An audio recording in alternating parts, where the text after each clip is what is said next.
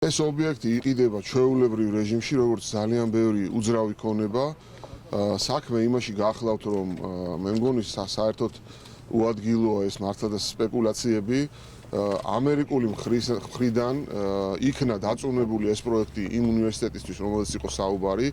ამაზე განცხადება გააკეთა განათლების მინისტრმა და არსებობს შესაბამისი დოკუმენტი წერილი, რომელიც ამერიკის მხარემ გამოუგზავნა პრემიერ-მინისტრს 2011 წელს.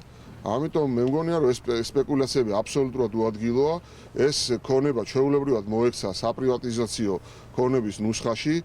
ხდება ჩვეულებრივი პროცედურა, როგორც ხდება ხოლმე სამხარაულის ექსპერტიზის ბიუროს მიერ შეფასების შედეგად და მოკლეული წინასწარი ინტერესის შედეგად ხდება წინასწარი ფასის დადგენა და გადის აუქციონზე, სადაც თუ ეს შენობა უფრო მეტი ღირს, რა თქმა უნდა, ის ინვესტორები გააკეთებენ უფრო მაღალ შენატანს. ამაზე მე მგონი ზედმეტი რაღაცა ქარიშხალისატეხვა აბსოლუტურად უადგილოა, იმიტომ რომ ეს არის ჩვეულებრივ საპრივატიზაციო ნუსხაში მოქცეული შენობა. ვინაიდან კიდევ ერთხელ ვამბობ, საუნივერსიტეტო პროექტისთვის თვითონ დონორმა, რომელიც უნდა ყოფილიყო ამ უნივერსიტეტის ინვესტორი, დაიწუნა ეს პროექტი. ანუ გიორგი, პანორამა თბილისთან დაკავშირებითაც თუ შეიძლება დაწყებულია უნივერსიტეტთან დაკავშირებით კითხავთ. ფონდთან დღეს რო გავრცელდა ინფორმაცია, რომ ქართული ფონდი თბილისში უნდა აშენოს. საჭირო იყო.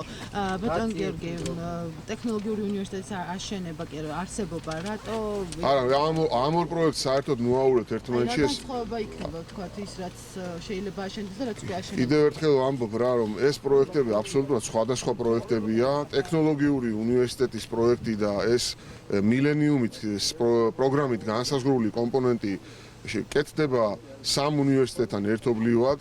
სან-დიეგოს უნივერსიტეტის დიპლომი გაიცემა საქართველოში და ეს არის ერთი პროექტი. პროექტი, რომელსაც ქართულ ახორციელებს, სავარაუდოდ ეს არ ვიცი ჯერ მე მიმდინარეობს წინასწარი სამუშაოები ამასთან დაკავშირებით, ეს იქნება საუნივერსიტეტო კემპუსი საერთაშორისო ბრენდის შემოყვანით საქართველოში. ეს სულ სხვა პროექტია და ამ პროექტს ერთმანეთთან არანაირი კავშირი არ აქვს.